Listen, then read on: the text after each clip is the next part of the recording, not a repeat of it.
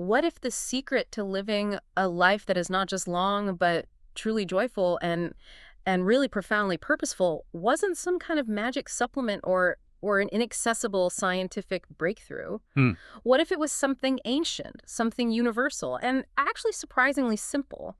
What if the answer was just having a clear, undeniable reason, a fuel, really, to jump out of bed every single morning? That reason, that profound existential drive, is precisely what we are diving into today.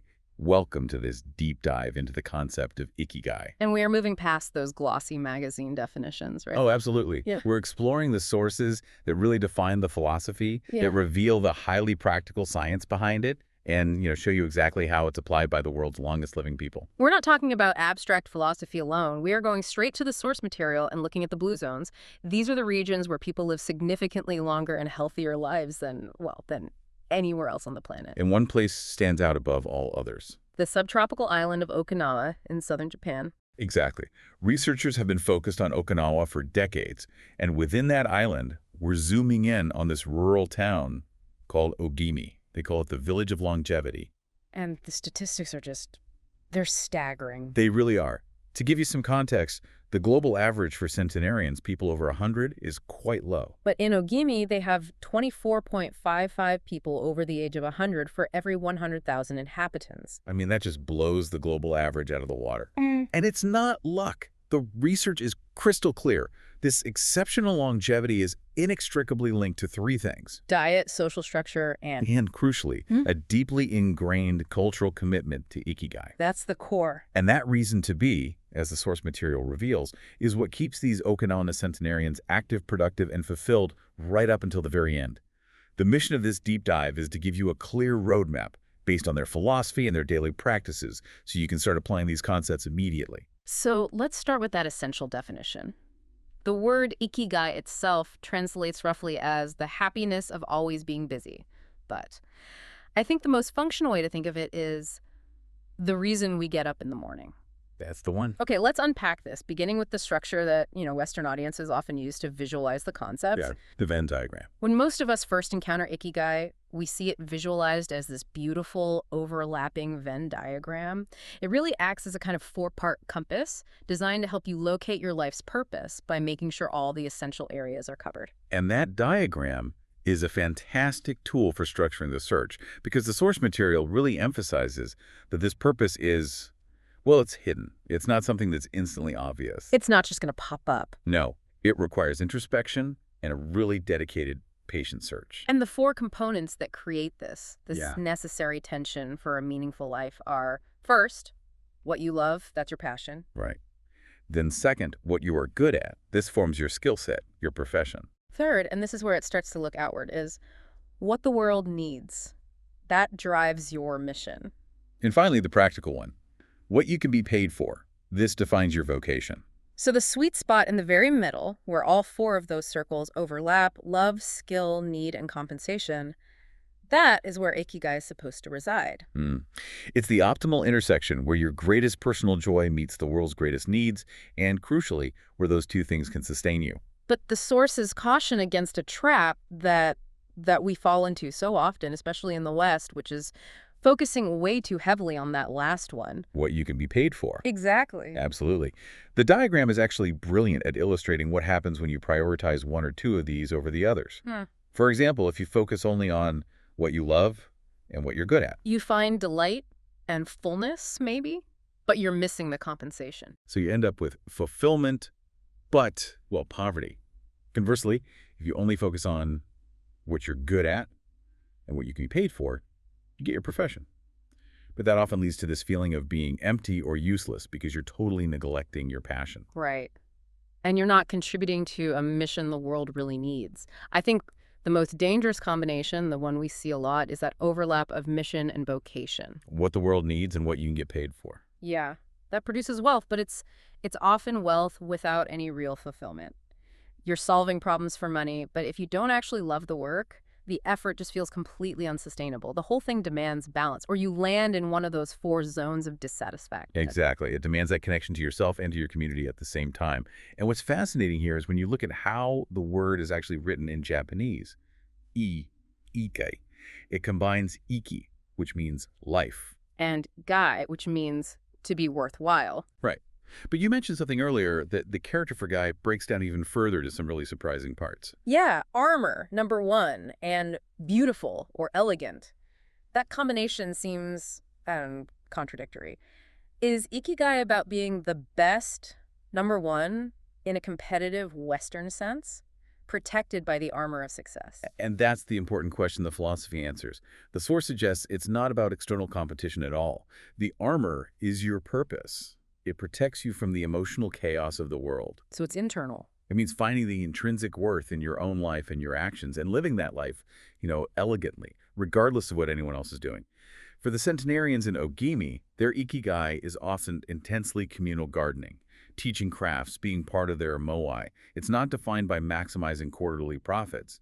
Their worth is inherent in their continued usefulness to their community. That reframes the entire concept. It implies that the pursuit of worth is an internal metric, which is why the whole idea of a mandatory final retirement is just so alien to this philosophy. It is entirely alien. The Japanese language, according to the research, has no direct word that means retire in the sense of leaving the workforce for good. That's incredible. For the long livers, having a purpose, a reason to contribute, whether it's through formal work or art or a daily ritual, it's so fundamentally important to their mental and physical health that permanent inactivity is just. It's undesirable. They keep doing what they love for as long as their health allows. This concept of purpose as the backbone of longevity connects Ikigai directly to some foundational psychological theories, both in the East and West. Let's start in the West with the Austrian psychiatrist Viktor Frankl and his logotherapy. Frankl developed logotherapy based on his experiences as a prisoner in Auschwitz. Yeah. His entire framework centers on the belief that the primary striving of human beings is not for pleasure, as Freud believed, But for meaning. but for the discovery and pursuit of meaning. Logotherapy forces the patient to confront their existential tension, that gap between what they've already done and what they still want to achieve. Frankl saw that as a healthy motivator. I remember reading that Frankl's colleague once described psychoanalysis as lying on a couch, telling the therapist hard-to-say things. Whereas in logotherapy, the patient sits up straight and has to listen to hard-to-hear things. Mainly that you are responsible for finding your own meaning. Exactly. He confronted neuroses by making patients look outward toward a purpose, rather than just inward at their symptoms. He saw that among the prisoners in the camps, the ones who survived were the ones who had a clear external mission waiting for them. Frankl himself had a manuscript to rewrite his entire life's work, which the Nazis had confiscated. That need, that purpose drove him to persevere through just unimaginable horrors. He kept fragments of notes hidden. He realized that if you have a powerful enough reason why you should live, you can endure almost anyhow. That's why he championed Nietzsche's famous aphorism, "He who has a why to live for can bear with almost anyhow." Logotherapy provides a specific roadmap to move from anxiety to purpose. So Frankl offers this really intense Western framework for finding purpose. But around the same time in Japan, we see Shoma Morita developing Morita therapy, which offers a Zen-influenced, purpose-centered approach from the East. How do these two purpose-driven therapies relate to Ikigai? Well, the contrast is extremely insightful. Western therapy often focuses on controlling or modifying your feelings. You try to eliminate anxiety or depression. Right, to fight them. Morita therapy, on the other hand, teaches patients to accept their feelings without trying to control them. It likens emotions to the weather. You observe the feeling, you acknowledge it as temporary, and you let it go. And all the energy you save from fighting your emotions is then redirected toward purposeful action. Ah, so that famous analogy of the donkey tied to a post applies here. It does. The donkey keeps walking around the post, trying to free itself from the rope, but it only becomes more and more immobilized. We get stuck trying to escape our anxious or negative thoughts. The solution is just to stop fighting the feeling and focus on the task at hand. Morita's core principles are simple but profound. First, accept your feelings. Fighting them only makes them stronger. That's the donkey trap. Right. Second, focus on action. Do what you should be doing in the present moment, regardless of how you feel. And third, discover your life's purpose. Because while you can't fully control your emotions, you can take charge of your actions every single day. I think the reason this connects so well to Ikigai is that it forces you into the practical. It's not enough to just intellectually define your purpose. You have to execute it through daily habits.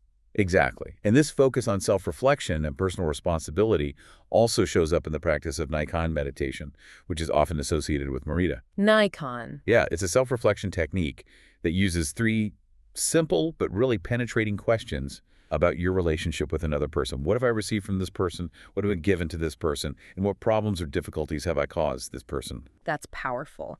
It shifts the focus away from blaming others or obsessing over your grievances and forces you to see your own role in the dynamic.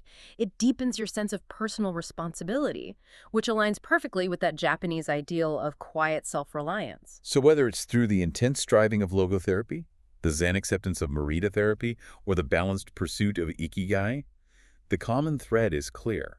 Purpose is the existential fuel. And when you are fully immersed in executing that purpose, you enter the optimal experience that defines true happiness. An experience we all recognize. And that optimal experience has a name we all recognize: flow. Hmm. The concept that is most universally connected to Ikigai is flow.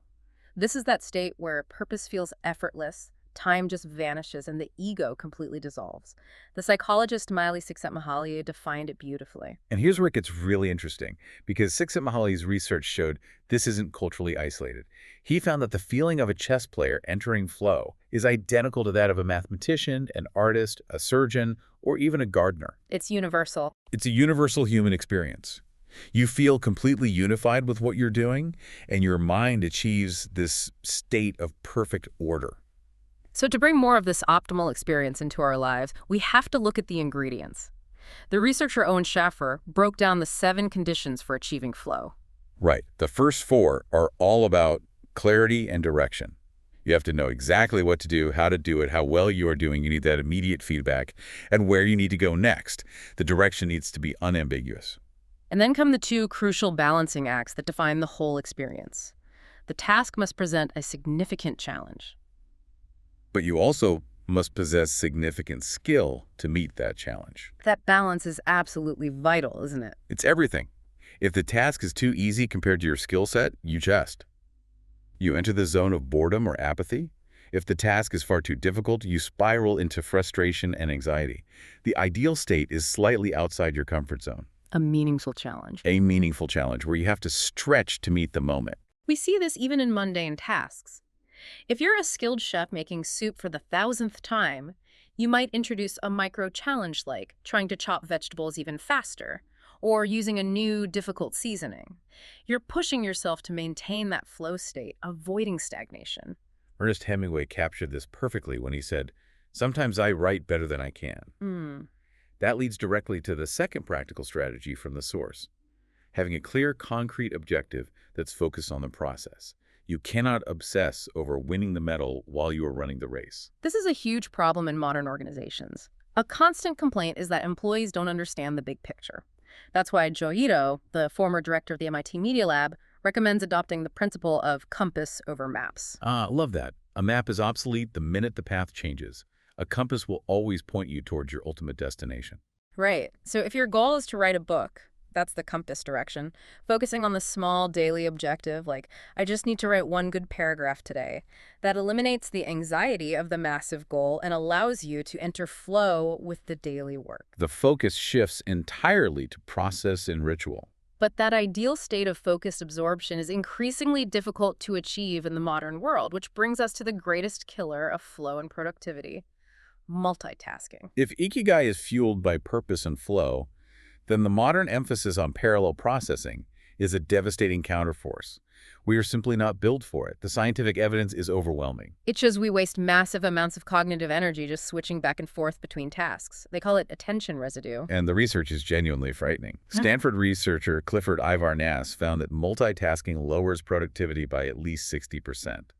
But the truly scary part, The IQ drop. the IQ drop. It temporarily lowers our IQ by more than 10 points.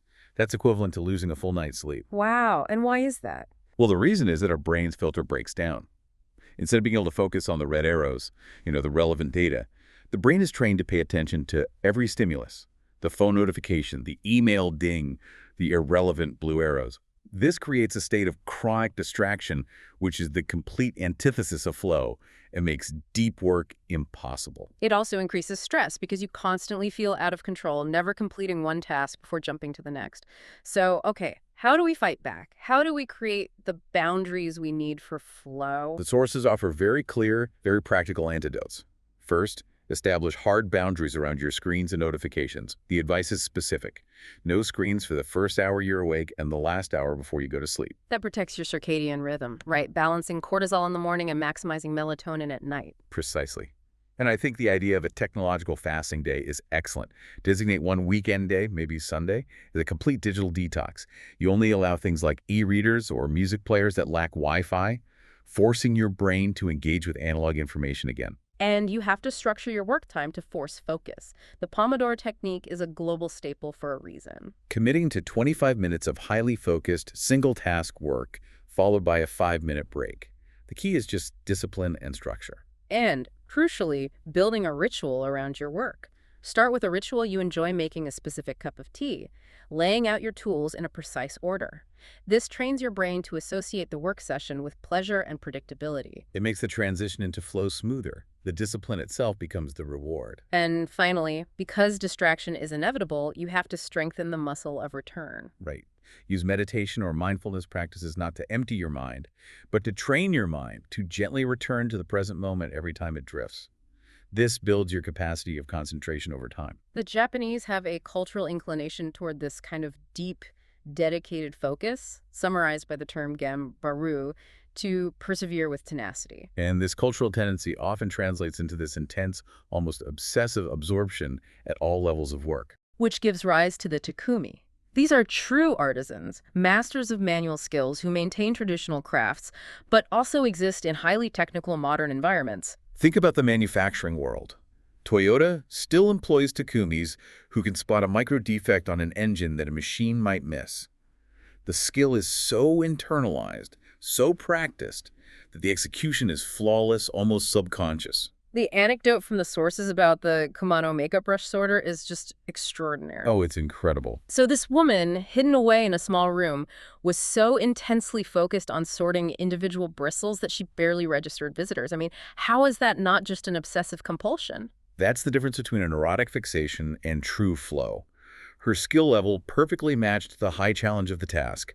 She used these subtle movements with scissors and combs to sort every single bristle that goes into those expensive brushes. So she was completely absorbed. Completely, achieving unity with her craft. Her goal wasn't just to finish the brushes and get paid, it was to perform the sorting ritual perfectly, every single time. That absolute absorption is the definition of flow. We see the same ethos in artists like Yukio Shakunaga, the porcelain artisan who fascinated Steve Jobs. Jobs was so impressed that Shakunaga oversaw the entire process himself, from extracting the porcelain from the mountain to the final glaze. He was unified with his craft in a holistic way. He wasn't delegating his flow state. And of course, the most famous culinary example is Jiro dreams of sushi. Jiro has been making sushi for 80 years. His apprentices spend years just perfecting the simplest tasks, like the tamago omelet. They do this because the continuous pursuit of perfection, that persistent, demanding ritual, is the Ikigai itself.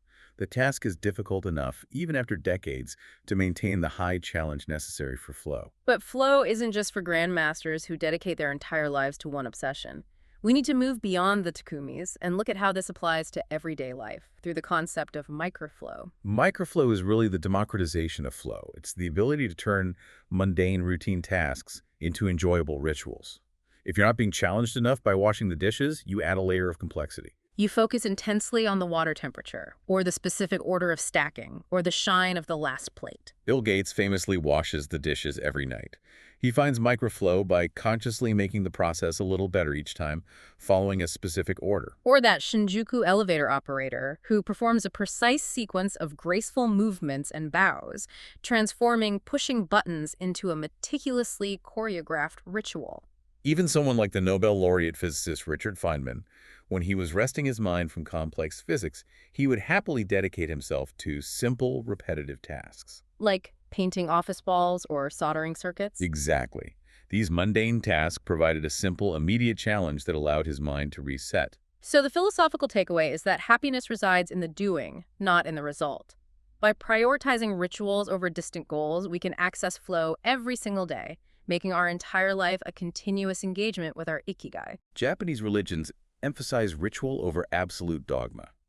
Rituals give us clear rules and objectives, which helps us break large goals down into manageable parts. The happiest people, the centenarians and Ogivi, are the ones who spend more time than others at every hour of the day in some kind of microflow state. If finding purpose through Ikigai is the mental fuel, we now have to turn to the physical habits that support that goal. Japan has the highest life expectancy in the world, 85 years for men and 87.3 for women. And Okinawa consistently exceeds even that impressive average. So what's the secret?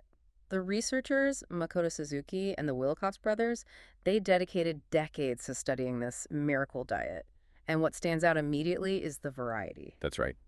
These long livers are not subsisting on some monotonous diet. They ate an average of 18 different foods per day, 18. drawing from a staggering list of 206 different foods, including spices. That variety guarantees a massive range of vitamins and micronutrients. But what are the main components of their diet? It's overwhelmingly plant-based. The staples are vegetables, potatoes, especially the local sweet potato, which is rich in flavonoids, legumes, and soy products like tofu and miso. In fact, over 30% of their daily calories come from vegetables alone. And moderation is key for animal protein. They eat fish only about 3 times per week, and pork, which is the most common meat, is just once or twice a week. Usually in thin slices and slow cooked to reduce the fat. And they also consume far less salt and sugar than the rest of the world. Okinawans eat roughly 7 grams of salt a day compared to 12 grams in the rest of Japan. And their overall caloric intake is also significantly lower than in the U.S., often around 1,785 calories per day. That naturally leads to a healthier body mass index, typically between 18 and 22. And this brings us to the most famous dietary secret, a concept that is so easy to remember and absolutely crucial to apply. Hara Hachibu. It's an ancient Confucian saying they repeat before or after a meal, reminding them to fill your belly to 80%. And the science behind this is simple but so effective. The signal between your stomach and your brain that you're full has about a 20-minute delay. So if you stop eating when you feel 80% full, by the time the signal actually reaches your brain, you are comfortably full, not painfully stuffed. That sounds simple, but how do the Okinawans manage that psychological urge to just finish the plate? Do they use specific tools or techniques to resist that impulse? They integrate it culturally. First, the small plates that are so common in Japanese cuisine are vital. They trick your brain into thinking you're consuming more than you are. Right. Second, they eat slowly, often using chopsticks, which forces them to be mindful of the process. And third, they consciously step away from the table when they're beginning to feel full, rather than waiting for the feeling of satiety to be overwhelming. From a longevity standpoint, why is this restriction so effective? What's happening inside the body? Well, it's believed that chronic calorie restriction reduces levels of the IGF-1 protein. IGF-1 is vital for growth when we're young, but high levels later in life are linked to increased cellular aging and cancer risk. So by eating 20% less, you're effectively lowering this growth signal. Helping to slow down the body's wear and tear and promoting cellular repair. It's an easy daily hack for maximizing longevity. Beyond caloric intake, let's talk about the specific superfoods. The sources list 15 key Okinawan antioxidant foods. Yes, they include tofu, miso-nutrient-dense sea kelp like kombu and goya, or bitter melon. That's the one that's notoriously bitter. Intensely bitter, but it's packed with antioxidants and known to help lower blood sugar. But the real local specialty is shikuwasa, that highly acidic citrus fruit. Ogimi is the largest producer in Japan. What makes it a superfood? It contains an extremely high concentration of nobiletin, an antioxidant flavonoid. Crucially, it has up to 40 times more nobiletin than you'd find in oranges. 40 times. Consuming nobiletin has been proven to protect against arteriosclerosis, type 2 diabetes, and obesity. It's their unique local protective shield. And their local brew, sanpincha, a mix of green tea and jasmine flowers, is consumed 3 times a day. Regular consumption of high-quality tea helps reduce free radicals, keeping the body younger for longer. And while green tea is famous, the source notes that white tea may actually possess even greater antioxidant power. Sometimes equivalent to a dozen glasses of orange juice in a single cup. The key takeaway here is just consistency in antioxidant consumption. Okay, moving from the diet, we look at movement. And across all the blue zones, the paradox is clear. The longest living people aren't gym fanatics. They're simply the people who move the most consistently and gently. They are never sedentary. That continuous low-intensity movement, gardening, walking, cycling, tending to their field, is their secret weapon. When you sit for too long, your body begins to shut down. Metabolism slows by 90% after just 30 minutes. And studies show good cholesterol drops by 20% after 2 hours. The bar for the solution is delightfully low, though. Just getting up for 5 minutes gets things going again. The key is to integrate movement into daily life so it becomes a flow state, not a dreaded chore. And this is where the Eastern traditions really shine, because they blend physical movement with mental centering, which acts as a great daily defense against stress. Let's start with a peculiarly Japanese practice that almost every centenarian in Ogimi shared, radio taiso. This is a singular Japanese morning warm-up. It was actually introduced in the 1920s to improve the health and unity of the population, often broadcast over the radio, hence the name. And today, it's practiced in groups, in schools, offices, and parks, often with a TV or video. What does the movement actually entail? It's a very low-intensity mobility workout, typically 5 to 10 minutes long. It focuses on dynamic stretching and joint movement, especially the hips, shoulders, and wrists. It's movements like that iconic raising and lowering of the arms and broad circular motions. So it's about restoring the basic range of motion that we lose when we become sedentary. Exactly, and the social component, doing it together, also promotes that communal well-being. Then you have practices like yoga, which originated in India but are highly popular in Japan, particularly the hatha style, which unites the mental and physical elements through poses or asanas. Yoga is a defense against the physical consequences of stress. For example, practicing the sun salutation is a perfect daily morning ritual. A fluid series of 12 steps that focuses on synchronizing your breath with movement, stretching the spine, opening the chest, and improving flexibility. It keeps the spine mobile, which is just essential for longevity. Moving to China, we have Tai Chi, or Tai Chi Chuan. Tai Chi, originally a martial art, is now used primarily for internal peace and health. The Yang style, known for its slow, deliberate, fluid movements, is the most widespread. It's all about maintaining agility over brute strength and achieving a sense of stillness in motion. How can a listener easily visualize what this entails? Well, Master Yang Chengfu outlined 10 basic principles, including elevating the crown of your head to maintain posture, relaxing your waist to guide your body, that's core control, and unifying the internal and external. Synchronizing mind, body, and breath. Exactly. A practical example is the wave hands like clouds movement, where you transition your weight smoothly from foot to foot while moving your hands in deliberate, slow circles. It teaches balance and coordination, two things that massively reduce the risk of falling in older adults. And finally, Qigong, or Qigong, which literally means working with life force, or Qi. Qigong involves both static and dynamic exercises aimed at stimulating respiration and strengthening Qi. The physical health benefits are significant, from lowering blood pressure to improving bone density. It focuses on 4 steps: regulating the body, correct posture, regulating the breath, calm and steady, regulating the mind, emptying thoughts, and finally, regulating the life force itself. I remember reading about the 5 Elements series in Qigong. Yes, the 5 Elements series, earth, water, wood, metal, and fire, is a core exercise set designed for balancing energy. For instance, the earth element exercise often involves gentle, grounding movements focused on the stomach and spleen, promoting stability. A daily, intentional practice of alignment. The beautiful synthesis here is that none of these practices are aggressive. They combine physical movement with breath awareness to keep the consciousness aligned with the body. Which is the perfect daily defense against the physiological effects of chronic stress.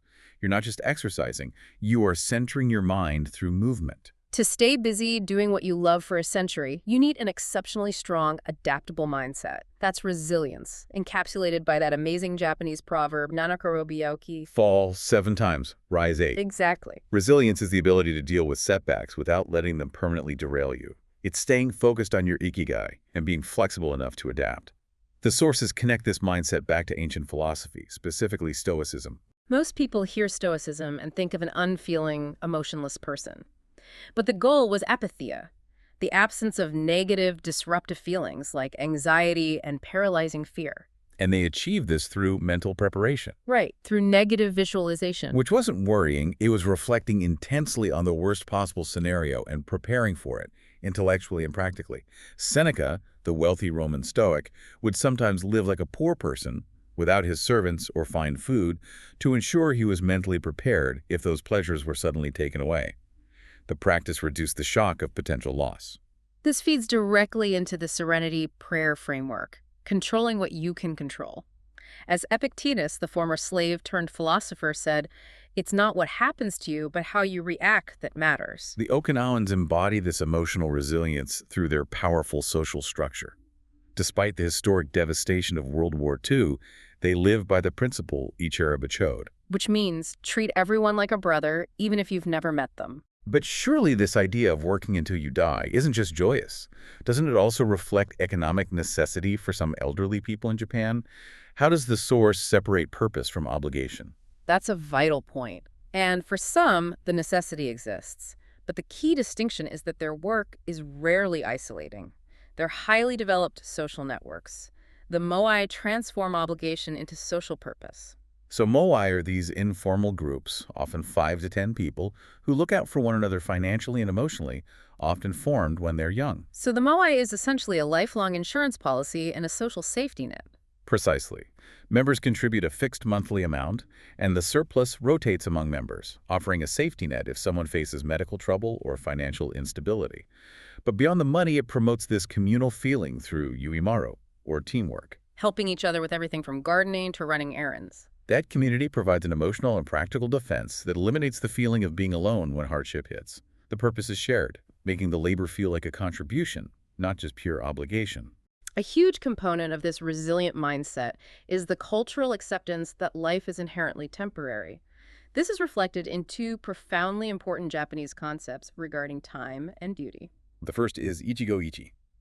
This moment exists only now and won't come again.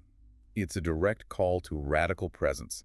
It reminds you that every single encounter you have, from a grand party to a simple conversation with a waiter, is unique. And that awareness compels you to cherish the present. And then there is wabi-sabi, finding beauty in the fleeting, the changeable, and the imperfect.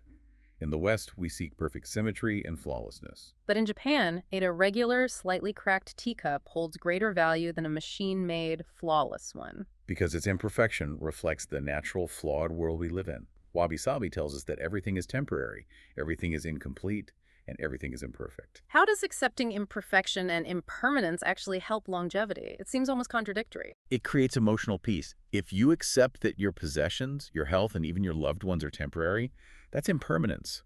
You don't fight reality when things inevitably break down or change. If you accept that you are inherently flawed, that's wabi-sabi, you stop wasting energy on paralyzing perfectionism. It frees up enormous mental resources for action. That concept is even built into their architecture, right? Absolutely. The Ais Shrine, which is dedicated to the sun goddess, is traditionally rebuilt every 20 years.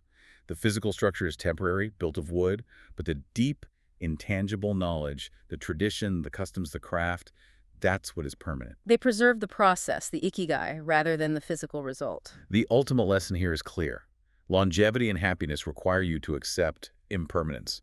Cherish the present moment because it will never return, and stop obsessing over achieving flawless perfection. Resilience is great. It helps you bounce back to where you were. But the writer Nassim Nicholas Taleb introduced a concept that goes even further, anti-fragility. These are things that get stronger when harmed, up to a point. Like the mythical Hydra whose heads grew back doubled when they were severed. Right, so fragile things break under stress, like a glass cup. Resilient things resist stress and return to their original state, like a sponge. But anti-fragile things gain from disorder and volatility. So how do the Ogimi centenarians embody this? They are naturally anti-fragile. They didn't read Taleb, of course, but their practices naturally protect them. When the unexpected happens, a storm ruins a crop, or a family member falls ill, their community structure, their multiple income streams, and their acceptance of chaos allow them to adapt and often emerge stronger than before. So how do we apply this mindset to our personal lives? The source gives us 3 tangible steps to become anti-fragile. Step 1. Create redundancies. Don't put all your eggs in one basket. If you have only one salary and you lose that job, you are fragile. But if you have multiple income streams, multiple skills, or multiple friend groups, losing one might force you to focus on another, making you stronger. That's the real-world application of the Ogimi lifestyle. Every senior having a primary and a secondary occupation, often keeping vegetable gardens to sell produce. If the main income falters, they have food security and a secondary way to contribute. Step 2. Bet conservatively, take small risks. The goal is to allocate the majority of your resources, time, money, energy safely, but take many small, high-reward risks with a small percentage. So in finance, it'd be like putting 90% of your money in a safe investment, but taking the other 10% and splitting it into 10 tiny high-risk ventures. Exactly. If one of those new ventures takes off, you gain tremendously. But if 9 fail, the damage is negligible. You gain from the disorder of trying new things without risking total collapse. And the final step is just as important. Step 3. Get rid of fragility. Identify and eliminate the things that generate loss or vulnerability. This is your good riddance list. Unnecessary debt, toxic relationships, technological dependencies, or unhealthy habits like oversnacking. By systematically removing the things that generate vulnerability, you become inherently stronger and more adaptable to future shocks. So adversity isn't something to be endured, it's an opportunity for growth. If you adopt an anti-fragile attitude, every blow refines your lifestyle and keeps you focused on your Ikigai. We can draw immediate inspiration from those who have achieved supercentenarian status, people who have lived past 110 years. Their advice just cuts right to the heart of Ikigai and good habits. It proves these concepts work. Misao Okawa, who lived to 117, gave such simple advice that captures the essence of it all. Eat and sleep and you'll live a long time. You have to learn to relax. She focused intensely on the fundamental ritual. And Walter Bruning, who died at 114, insisted his longevity stemmed from eating only 2 meals a day and working as long as he possibly could. His mantra was direct. If you keep your mind and body busy, you'll be around a long time. He kept his mind engaged and his body moving. And then there's Jean Calment, who reached 122, the oldest verified age in history. She lived a life of extraordinary resilience. She rode her bike until she was 100. And she only stopped smoking at 120 because her cataracts made it hard to bring the cigarette to her lips. It's the absurdity of that detail that proves the anti-fragility of her spirit. Her mantra was simply, everything's fine.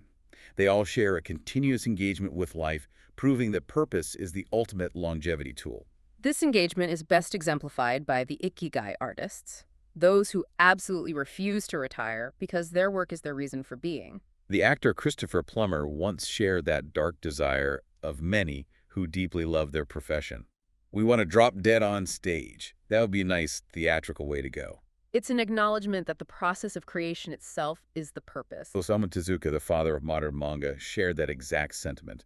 His last words as he drew one final cartoon were, "Please, just let me work." His Ikigai consumed him completely until the very end. And perhaps the most beautiful example is the great Japanese artist Hokusai, who made the famous woodblock prints. He wrote that everything he produced before the age of 70 was not worth counting. He hoped that by age 110, all that I do, every point and every line, shall be instinct with life. It's this tireless pursuit of improvement until the final breath. The authors of the source material distilled the collective wisdom of the long-living residents of Ogimi into 10 highly accessible, actionable rules for achieving a purposeful and long life. These are the takeaways you can start using today. Rule 1. Stay active. Don't retire. Don't give up the things you love doing and do well. Keep contributing utility or beauty to the world around you for as long as possible. Rule 2. Take it slow. Urgency is the enemy of quality of life and flow. Embrace the rhythm of nature. As the saying goes, walk slowly and you'll go far. Rule 3. Don't fill your stomach.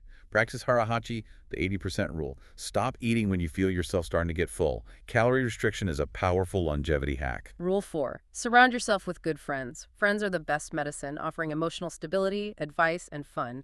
Invest in your moai, your chosen family. Rule 5. Get in shape for your next birthday. This means daily, gentle, low-intensity maintenance gardening, walking, or radio taiso.